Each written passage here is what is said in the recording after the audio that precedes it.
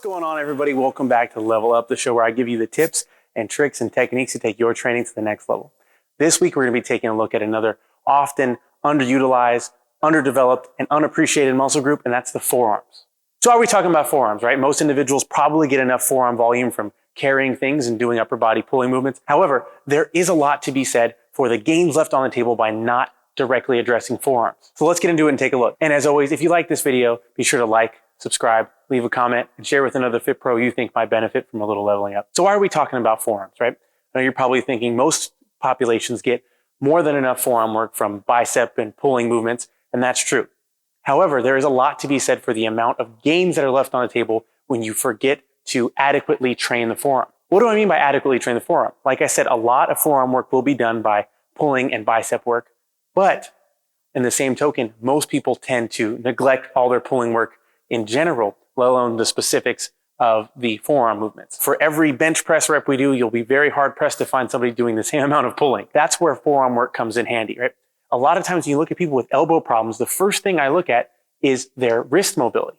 Okay, you'll often find they can't fully supinate or pronate. They can't extend and flex that wrist. They can't take it through a full range of motion, and that will immediately cause problems up that line into the elbow. Also, we look at scapular mobility, but that's for a different video. I want to talk about improving forearm development. What I mean is not necessarily growing these ginormous Frank McGrath looking forearms, but talking about developing the forearm to match and balance out the bicep, tricep, and the rest of the upper body musculature. So I'm going to show you a quick little series we can do here with just one dumbbell. Takes a few minutes. You can tag it on to the end of your training for most populations, or if you have somebody specifically who's dealing with some elbow problems or who is trying to develop a more impressive physique there at the forearms, you can add in more volume. You can change up the manner in which you program it. But this setup I'm going to give you works for general population, and I find it works for people that don't even have elbow problems to kind of prevent them from occurring by throwing this in maybe once a week at the end of an upper body day. Or like I said, if you have somebody who is dealing with a nagging problem, you can program it more frequently, or you can prioritize it a little bit more.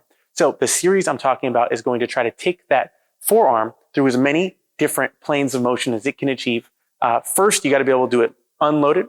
So we want to take that wrist, maintain our 90 degree here at the elbow. We're going to just flex and extend in that hammer position. Okay. Then we're going to flex and extend. And then we're going to pronate and supinate back and forth, right? So once we can develop those basic planes of motion, now we have a good baseline to start building upon. So we can load all of those movements and you build up as you see fit for your client or as your client's needs dictate. And at the end, I like to do a little more compound movement to hit both the forearm and the bicep and kind of tie everything together. So we're going to take a look at that in just a second. First, I like to start with the most difficult.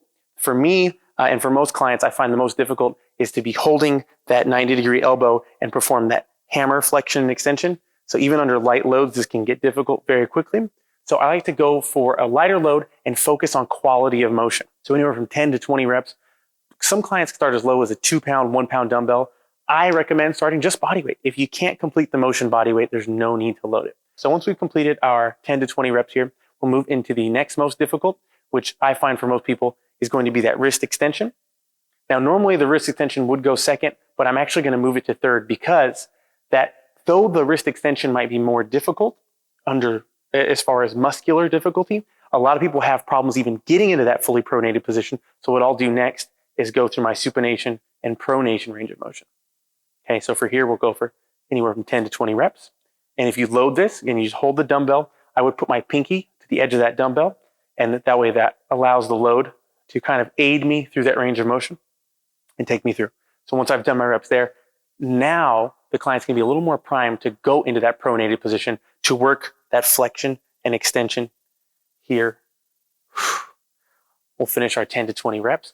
And then last, what I like to do is we're gonna take it into what's called a ZOTTMAN curl. We'll curl up in a supinated grip with my pinky all the way against the inside of the bell there.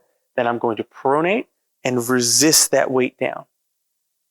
Nice and slow. Then I'll curl up, pronate, and resist it down nice and slowly. And what that does is it kind of ties together more of those planes of movement at the wrist into how the elbow is functioning, right? Because as we're loaded through here, the elbow is affected by where the humerus and radius rotate. So that brings it all together. And now we can start building up a healthier, more balanced relationship between our elbow and our wrist. And if you go back a couple episodes, I showed you a nice holistic upper body warm-up that focused on the scapula. Now you put this all together, you have a recipe for very healthy shoulders and elbows that can help you and your clients get the most out of all their workouts. That's it for this week's episode of the Level Up. I hope you enjoyed it. I hope you learned something. Take this into your clients and help them get the most out of all their upper body training. Keep those elbows and wrists healthy. They will thank you for it. If you like this video, please like and subscribe. Be sure to leave a comment and let me know anything you want to see me cover in future episodes. Hit that bell icon to be notified of all of our latest posts, and follow us on Facebook and Instagram at KIPS Online. For the Level Up, I'm Coach Ron, and I'll see you next time.